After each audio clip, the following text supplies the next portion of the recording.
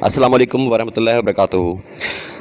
जिन बच्चों ने अभी एफएससी के पेपर्स दिए हैं, चाहे वो प्री मेडिकल के साथ दिए हों, चाहे प्री इंजीनियरिंग के साथ दिए हों, चाहे आईसीएस किया हो, मतलब साइंस सब्जेक्ट के साथ उन्होंने एफएससी किया है, तो वो बच्चे तो हो जाएं तैयार, क्योंकि 1 अगस्त से उनकी रजिस्ट्रेशन स्टार्ट होने लगी है पाकिस्तान एयरफोर्स में एज़ अ फ़ाइटर पायलट। और हर साल जुलाई के एंड और अगस्त के फ़र्स्ट वीक के अंदर ये एडवर्टाइजमेंट आया करती है। इसके अंदर आपको जिन मराहल से गुज़रना पड़ता है और जो इनकी रिक्वायरमेंट्स हैं, उसके ऊपर मैंने ये वीडियो बनाई है ताकि आप लोगों को बिल्कुल क्लियर हो और आप अपने डॉक्यूमेंट्स वगैरह और उनकी रिक्वायरमेंट्स को फुलफ़िल करके और अपनी प्रिपरेशन करके अप्लाई कर सकें। सबसे पहली चीज़ ये है कि mails and females both apply कर सकते हैं। इसके अंदर मेल का क्राइटेरिया मामूली सा डिफरेंट है, जो कि फ़िज़िकल स्टैंडर्ड्स हैं उनके, यानी कि मेडिकल के अंदर मामूली सा फ़र्क है, बाकी सब चीज़ें सेम हैं। मैं आपको आगे बताता हूँ। इसके अंदर अप्लाई कौन लोग कर सकते हैं? मेल एंड फ़ीमेल इसमें अप्लाई कर सकते हैं। इनको अनमैरिड होना चाहिए। 16 से 22 इयर्स एज लिमिट है फ़ाइटर पायलट की। और हाइट जो रिक्वायर्ड है वो मेल और फीमेल बोथ दोनों के लिए 5 फीट 4 इंचज़ हाइट रिक्वायर्ड है।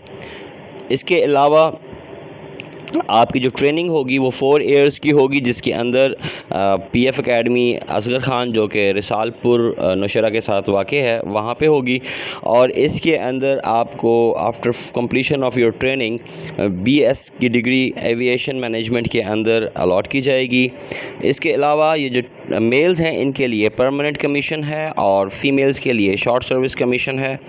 और आप अगर जब ये सर्विस कंप्लीट होती है तो किसी भी एयरलाइन को भी एज अ पायलट ज्वाइन कर सकते हैं और आपको प्रायोरिटी दी जाती है उसके अंदर। तो एजुकेशनल क्वालिफ़िकेशंस क्या रिक्वायर्ड हैं इसके लिए मैं वो भी समझा देता हूँ कि जो भी कैंडिडेट इसमें अप्लाई करता है उसके लिए मस्ट है कि उसके एफएससी के अंदर 60% मार्क्स हों और ये एग्रीगेट हैं। और FSc pre engineering pre medical computer sciences सब लोग इसमें अप्लाई कर सकते हैं। जिन्होंने ए लेवल किया है वो फ़िज़िक्स मैथ एंड बायोलॉजी के साथ इसके अंदर अप्लाई कर सकते हैं।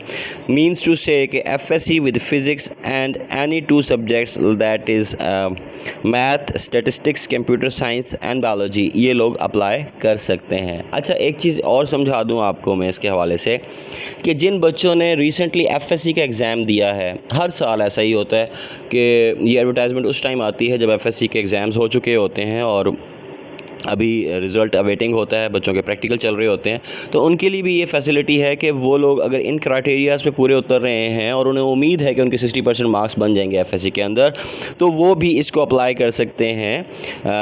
अपने इंस्टीट्यूट के जो हेड हैं, लाइक प्रिंसिपल हैं या हेड मास्टर या हेड मिस्ट्रेस हैं, उनसे वो एक होप सर्टिफिकेट बनवा लें कि होपफुली ये बच्चा या बच्ची आने वाले जो इनका रिज़ल्ट होगा उसके अंदर 60% से ज़्यादा मार्क्स सिक्योर करेंगे।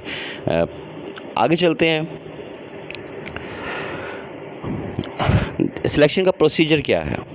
इसके अंदर क्या होता है कि जब एडवर्टाइजमेंट आती है, जैसे अभी 1 अगस्त को एडवर्टाइजमेंट आनी है, तो एडवर्टाइजमेंट आने के बाद आपका जो है आपने रजिस्ट्रेशन करवानी होती है ऑनलाइन रजिस्ट्रेशन करवाने के बाद आपको फ़िज़िक्स इंग्लिश और इंटेलिजेंस का टेस्ट देना होता है।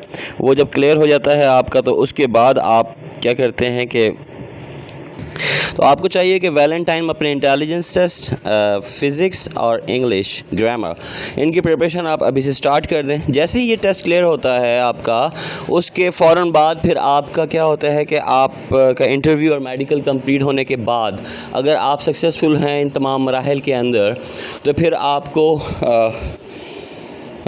एक फॉर्म फिल करवाया जाता है कि जो ISSB का होता है, वो ISSB वाला फॉर्म आप फिल करेंगे।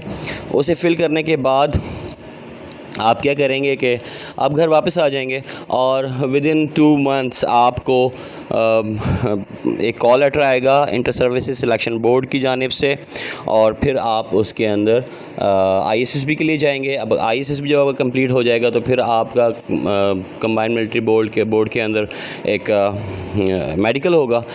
दोबारा से वो अगर क्लियर हो जाता है तो फिर आप PF अकेडमी ज्वाइन कर सकते हैं। ये तो था फ़ाइटर पायलट के लिए। अच्छा, जिन बच्चों ने प्री इंजीनियरिंग के अंदर FSC की है उनके लिए भी अपॉर्चुनिटी प्रोवाइड करती है पाकिस्तान एयरफोर्स। मैंने मुनासिब समझा कि इसी वीडियो के अंदर आप लोगों के लिए इस इंफॉर्मेशन को भी शेयर कर दूं, ताकि जो आपके रिलेटिव्स या कज़न्स या आपसे कंसर्न जो भी लोग हैं, आप उनके साथ इंफॉर्मेशन को शेयर करें ताकि वो अपना कैरियर अडॉप्ट कर सकें। जिन लोगों ने FSC प्री इंजीनियरिंग की हुई है वो अप्लाई कर सकते हैं पाकिस्तान एयरफोर्स के अंदर एज एन एरोनॉटिकल इंजीनियर, और पाकिस्तान एयरफोर्स उनको free of cost B engineering करवाती है। और उसके अंदर ये है कि आपके कोई एक्सपेंसेस नहीं है, आपका कोई ख़र्चा नहीं है, और जैसे ही आप पास आउट होते हैं तो आप ये डिग्री भी अचीव कर लेते हैं और साथ ही आपकी जॉब गारंटी है, क्योंकि आप as a pilot officer pass out होते हैं और 17 स्केल आपको इनिशियली मिलता है। तो इसके लिए भी male and female both apply कर सकते हैं, और इसका प्रोसीजर भी यही है कि आप होप्स जिन्होंने रिसेंटली एग्ज़ाम दिया होता है, उनका रिज़ल्ट अवेटिंग होता है, वो लोग अप्लाई कर सकते हैं अपना होप सर्टिफिकेट लेने के बाद अपने इंस्टीट्यूट से। तो उसकी रिक्वायरमेंट्स क्या हैं? अनमैरिड होने चाहिए, male and female both can apply. और इसके अंदर जो हाइट है मेल्स के लिए वो 5.4 इंचज़ है, यानी कि 5 फीट 4 इंचज़, और जो फीमेल्स हैं उनकी approximately 4 feet 9 inches height required है। मैं फिर दोबारा से रिपीट कर रहा हूँ कि जो मेल्स हैं उनके लिए 5 फीट 4 इंचज़ रिक्वायर्ड है हाइट, और फीमेल्स के लिए 4 फीट 9 इंचज़ रिक्वायर्ड है हाइट।